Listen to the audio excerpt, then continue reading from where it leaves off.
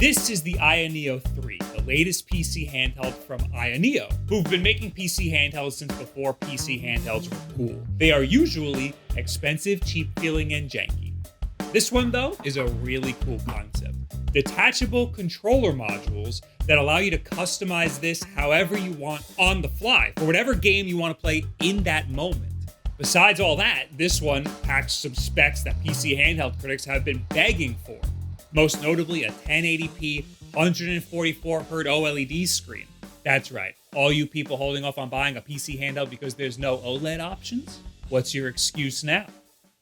Maybe your excuse is that this is well over $1,000 and it doesn't perform all that much better than any of the cheaper PC handhelds out there. I rewrote this video like 3 different times. I kept finding things in here that changed my opinion a little bit, but I guess not really all that much. I got a lot of whiplash making this video. You might have seen this already from other reviewers. AYANEO sent this out to reviewers a couple of months ago, earlier in the year. I did not get a review unit. I'm not salty about it. I purchased this with my own money, and it just came the same week as the Nintendo Switch 2. So it had to wait a little bit. Same thing happened with the SteamOS version of the Lenovo Legion Go S and the Anbernic RG34XX SP. Everyone's gotta relax.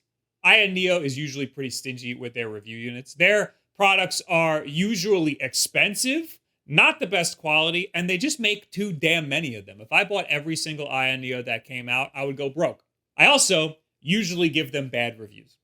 So that's probably why they stopped giving them to me. The first one I reviewed was, I think, the first AYANEO, before PC handhelds were cool. That was janky as all hell, and that one ended up getting really, really bad battery bloat.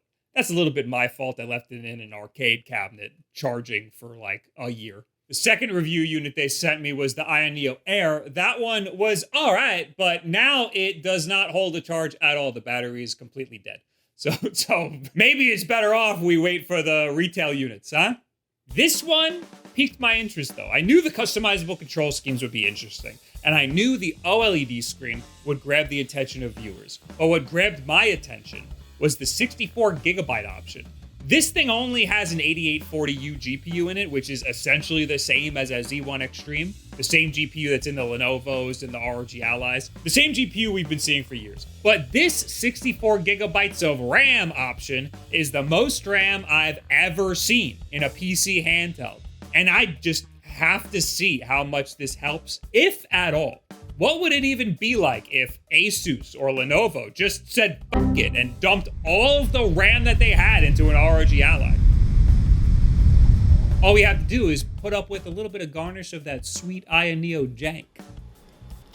The spec list on this thing is insane. It's kind of the dream handheld for a lot of people. It's like when Homer Simpson designed his own car. Customizable controllers, OLED, 144Hz, and all of the power in the world. It all sounds awesome on paper. But then in practice, what is this actually getting us? Is this at all worth it? Because you're paying for all of those specs. This might just be the most expensive PC handheld that I've ever purchased. And it's not even the most expensive option that they have. I stream myself testing out some of these handhelds on YouTube and over on Twitch because sometimes you guys in the chat help me out with things that I might not know about. You mean this guy's never heard a handheld buster before? Of course I've never heard a handheld buster before. Do you guys think I know fucking everything? I'm sorry, could you link it in the chat, please? Link it for me. Link it. Thank you so much. Should I have been worried about clicking on that link? That doesn't happen to me. I mean, I do click on random links during my live streams, but that's because I use Surfshark VPN to protect me. I can also just tell which one of you guys are working with me.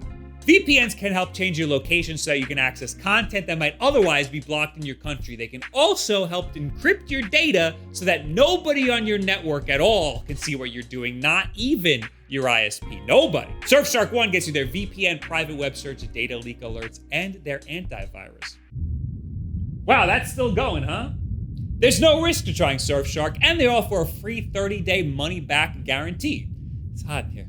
So go to surfshark.com/den and use code DEN for 4 extra months of Surfshark VPN. Now back to you, Bob.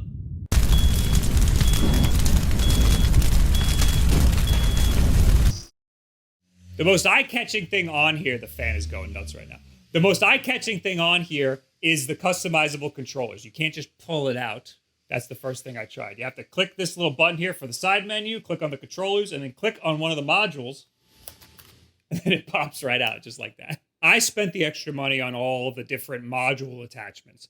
There's some pretty cool options here. You have an Xbox-style D-pad module that I ended up leaving on most of the time. You have modules with touchpads instead of thumbsticks. You have a Sega-styled module. This could be really cool for Sega emulation or N64 games because you have the A and the B buttons and the rest can be C buttons.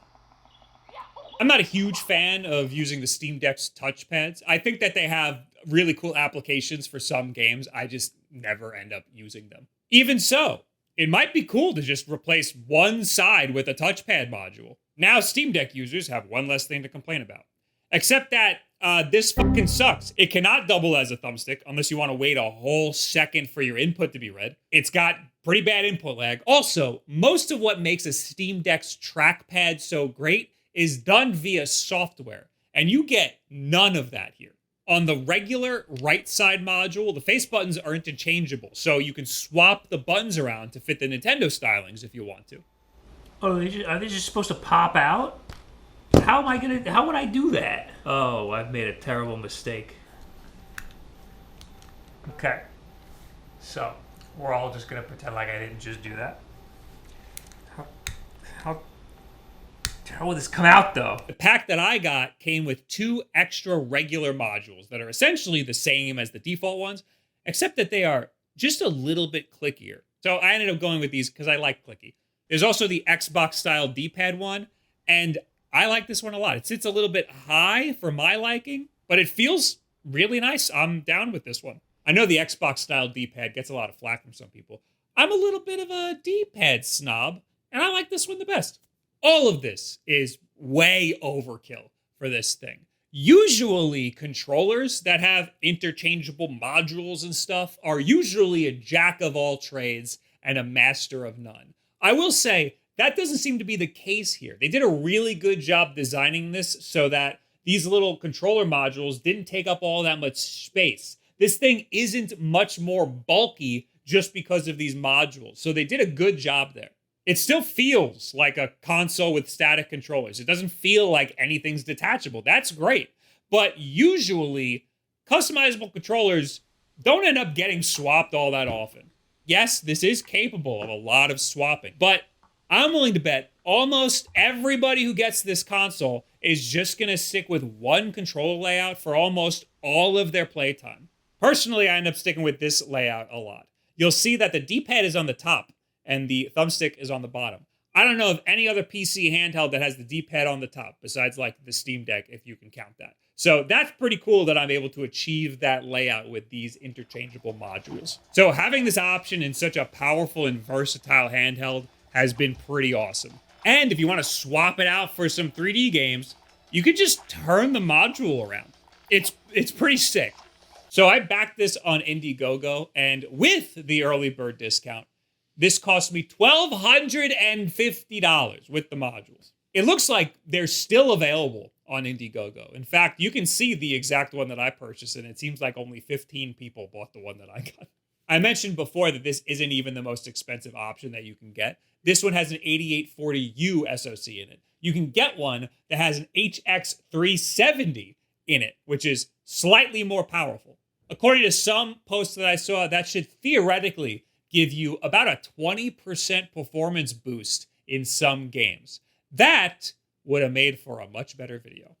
I don't know why I ended up getting this one. I think maybe I thought to myself, I'm spending way too much money already. I got to save something. Maybe I thought that the compatibility with the 8840U would be a lot greater than with the HX370. There's a lot of numbers being thrown at you. I'm trying my best here. So when we do all of our tests here, add 20% to those frame rates and then also add a couple of $100 and see if that is worth it to you.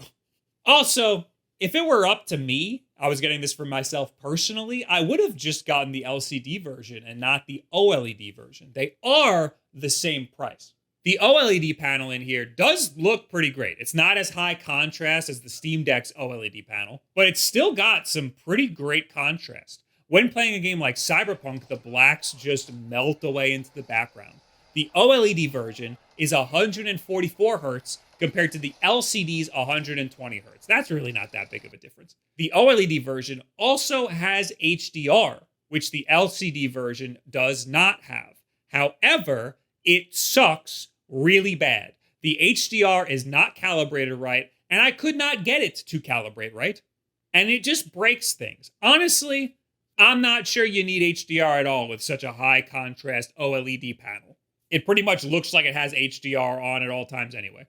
But the LCD version does have variable refresh rate. The OLED version does not have any sort of variable refresh rate at all. And that would be really great to have with such high refresh rate panels and such a low-powered handheld like this. It would smooth out gameplay dramatically. It would also eliminate screen tearing in a lot of situations. The LCD version is also a native landscape display. The OLED version that I have here is a native portrait display. Really, it's just like when you're loading a game or booting something up, it looks weird. I personally just think that the LCD version would have been a better trade-off. It has a lot more stuff that I think would fit a lot better here. Even though a lot of people are just clamoring for an OLED panel in a handheld like this, I just think this ain't it. It does look really nice in some high contrast situations, but I don't think it's better. When I first booted up the new Ninja Gaiden demo, it defaulted to 45 FPS locked, and that's because it had VSync on. I don't know why VSync locked it like that. I turned that shit off and it went right to 60 frames. I think that's just a weird interaction that the display drivers had with that particular game. But I think that's an example of something being fixed with variable refresh rate. I only noticed it because it looked really bad. I cannot talk about a Windows handheld without bringing up the Windows setup. We got to talk about that. Windows has so many ads when you set it up. It seems to me like AYANEO doesn't have the same sort of Windows setup that other PC handhelds have.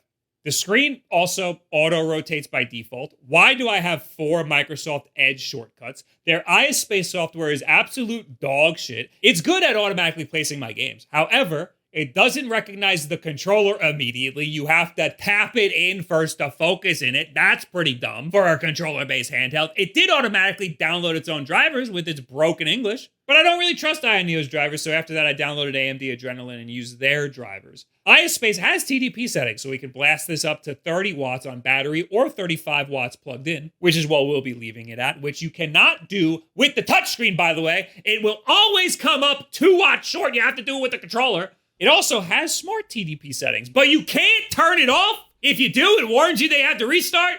I do not have a clue how to get to the main iSpace menu from the side menu. If you click on the desktop shortcut, it just crashes the app completely. Then you can click on the desktop icon to open it again and it'll load into full screen iSpace. Crashing in on purpose is the only way I could get into the full iSpace. Their whole software is just an overall mess to navigate around. It took me forever to find the VRAM setting because there are like 3 different menus labeled system settings. VRAM size!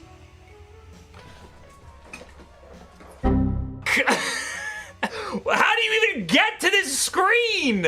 And finally, it seems like popping out a controller module while a game is running completely breaks controller functionality. It took me about an hour to figure out what the problem was and how to get it back. It just erased the whole default button configuration. Resetting it took me a really long time to figure out, but if you click this button and just toggle it to Xbox mode, it works just fine. I mean, whatever, man. And it's not just me on their subreddit. This guy had the exact same issue, except he seems to think that it was a driver. But I was in the middle of playing the game and it just deleted itself on me. Remember, this is not pre-release software. This is a retail unit that I got a few weeks ago. So there was plenty of time to iron these things out. I will say in the last 2 days, I've gotten 3 updates to the iSpace. So they're trying, they're working on it. Luckily, this thing does feel really good in the hands. And the screen is at least nice to look at for pretty much every game. The ergonomics are great. The buttons feel nice with and without the slightly clickier modules. There's extra buttons up top here and also extra buttons on the back that seem a little easy to accidentally press, so I don't have anything mapped to them. Everything on here is in such a nice and comfortable spot, especially that D-pad, because you're able to configure it wherever you want. I do have an issue with the thumbsticks. the grinding around the gate kind of reminds me of the original ROG Ally. So it's not smooth. I can see that being a problem. It's very unfortunate that they don't have a smooth stick gate like on the newer Ally X or any modern controller these days. Come on, AYANEO. This thing was $1,200. Let's get into some performance testing because this is the most powerful handheld that I have in my collection right now, right? So, booting up the 3D Mark test, and it's about as powerful as an ROG Ally, the original one. What happened to those 64 gigabytes of RAM? RAM on these handhelds is split up between actual RAM and VRAM. So some of that 64 gigabytes is going to be allocated to VRAM, right? And it should be like a lot of it because 64 gigabytes is a lot. Well, it allocates about 12 gigabytes to video RAM by default. It took me, my God, a really long time and a lot of arguing with the chat to get me there. And I did ban somebody that I thought told me the wrong information, but it turned out he was trying, he was right there. It was just that the ISpace had 4 different system settings and I was just in the wrong one and nobody knew that. There is a VRAM setting hiding in the full screen ISpace, the one that is a pain in the ass to get into. You can then push it to 20 gigabytes of VRAM, which is more than enough for us. And even with that, it's still around the power of an original ROG Ally. We get a 1% increase in the 3D Mark benchmark when we enable 20 gigabytes. Benchmarks aren't everything, and we know that around here. So let's just play an actual game and see what we can get out of it. Resident Evil 4 gives us worse than an ROG Ally. Okay, Marvel Rivals, about the same as an Ally X. Okay, all right, we're getting somewhere. Cyberpunk gets us, honestly, not a lot of frames. I'm extremely unimpressed by the performance of this extremely expensive handheld so far. This handheld did end up doing something a bit surprising though. When I first booted up Cyberpunk and I went into the settings, it looks like the video settings defaulted to ultra ray tracing. That's weird. So just for the hell of it, I did end up trying the ultra ray tracing preset and it only performed a little worse. I thought this was a much bigger deal than it ended up being. This setting is available on all handhelds, but it does look pretty decent on this nice OLED screen at least. And the performance was slightly better than an Ally X at the same setting. So we'll take any win that we can get here. I swear ultra ray tracing worked fine, but now, for whatever reason, even on Windows and Bazite, I'm only getting like 12, 13 frames. I don't know what happened. It was working fine yesterday. The moral of the story here is don't expect these higher end AYANEO 3s to get you higher frame rates. In fact, they're pretty lacking in the frame rate department. But if you're a quality mode guy and you are willing to sacrifice a couple of frames for some better quality textures and lighting, then there might be something here to that extra VRAM that you get. I am a performance guy over quality. I'd much rather the game run at a higher frame rate than have nice visuals. Also, I personally just think that there are no PC handhelds on the market right now that have enough frames to warrant sacrificing those for some better visual fidelity in like textures and lighting. Maybe the version of this with the better CPU GPU combo, maybe that one can get you those extra frames while also getting you that better quality detail. But that one's $1,600. And that is 2 ROG Ally X's. You might as well get 2 ROG Ally X's and give one to your cousin. Win some brownie points with your mom. Come on, she would love that.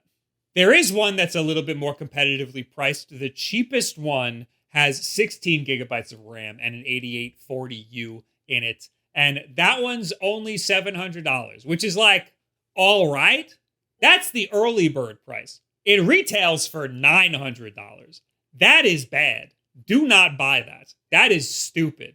If it were like $600, that would be really competitively priced, and I could see this being worth it. Even that one might not be as powerful as the Ally X or the Legion Go's out there, but at least the detachable controller modules could make up for it. It is a cool feature that's worth something. We don't even need all of these modules, though. That's also kind of a waste of money. Let us save some money by maybe just customizing our own AYANEO 3 on a website or something. I would pick one layout and stick with just that. Doing something like that, plus a lower price point, might be worth putting up with some level of jank. All of the versions that are available are just a little bit overpriced, especially the one that I have here. That's probably why only 15 people purchased this one. I do think this color scheme looks really cool, although I think the buttons are printed slightly off-center. The price to performance ratio just isn't there. And I don't think it would even be there with the better processor. A lot of the jank that I was experiencing here is because of AYANEO's own software tools and a small pinch of Windows tomfoolery. After the release of SteamOS and all this talk about a new Xbox environment for Windows, it is really hard to deal with even the most minor of Windows inconveniences right now. SteamOS would not run well on here. I don't trust that on here. It's not built for this. Bazite also is not officially supported on the AYANEO 3. But I asked them, and they said, just put it on there and see for yourself, dumbass. Okay, they didn't say that, but I wouldn't blame them if they did. Bazite can turn this into essentially a Steam Deck. If you are going to put Bazite on here, you are going to need to dual boot it with Windows. There is no way to pop out these modules without Windows. The good news is that whatever configuration you go with in Windows will just work in Bazite in the exact same way. So that's been a really nice touch. You can still swap the left side to have the D-pad on the top or the bottom, whatever you'd like, as long as you go to Windows first and switch it there. Since it's not officially supported, there are some quirks. Like, for example, the system buttons just do not work. You need to swipe the sides of the screen to access all the different side menus, which is useful because I have no idea how to access a boot menu on this thing. So I don't know how to boot into Windows without using one of these side menus. In Bazite, you also only get 30 watts of TDP, no 5-watt boost when it's plugged in or anything. But you do get a whopping 28 gigabytes of VRAM.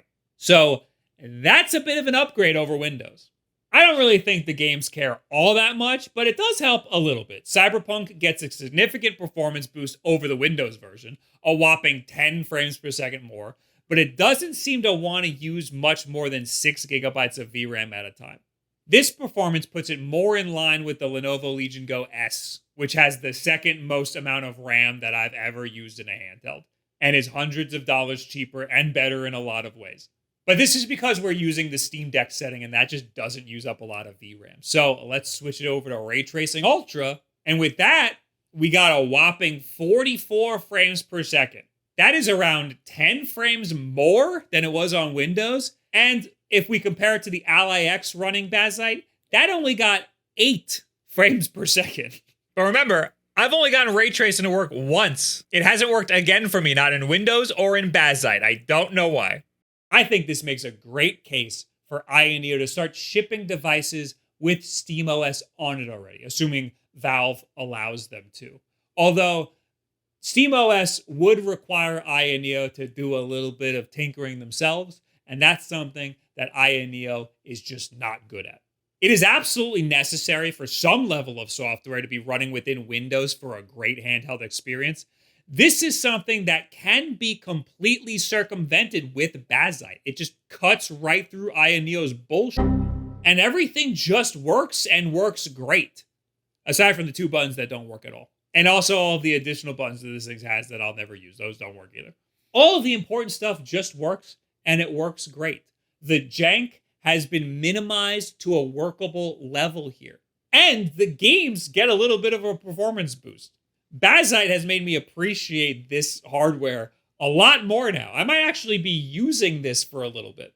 We're still not getting past that price, though. I have to keep reminding myself that I spent $1,250 on this thing.